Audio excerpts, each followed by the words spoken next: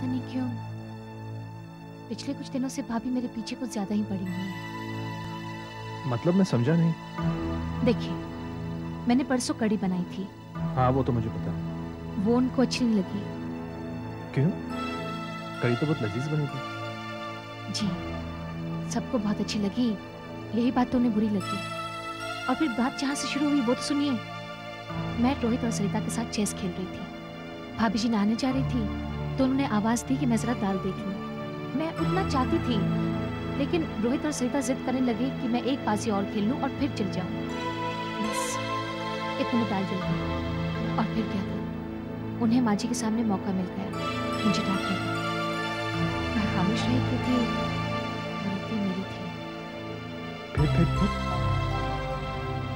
फिर मैंने दाल की जगह कड़ी बनाई तो वो और भड़क गई। क्यों?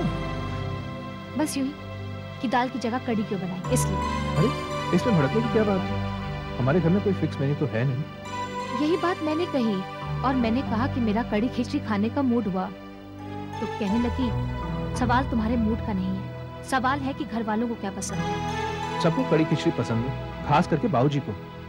जी, माँ जी ने भी टेबल पे कहा कि ससुर जी को कड़ी खिचड़ी बहुत पसंद है। बाबूजी ऐसा क्यों कर रही है, मेरी तो कुछ समझ नहीं आ रही। अब ये तो मुझे भी नहीं पता। देखिए, मैं अपनी तरफ से पूरा ख्याल रखती हूँ कि उन्हें मेरी तरफ से कोई तकलीफ ना पहुंचे या वो मेरी किसी बात का बुरा ना माने। लेकिन वो है कि मेरी अच्छाइयों को भी जाने दो, धीरे धीरे वो ठीक हो जाएगी। अब तक नहीं ठीक हुई तो आप क्या होंगी? सुनिए, हम कल बाहर डिनर करने चले। बहुत दिनों से हमने बाहर डिनर नहीं किया।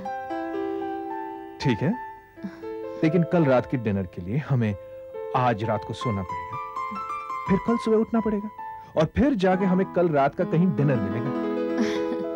अब पहला काम ये करे कि हम सो जाएं।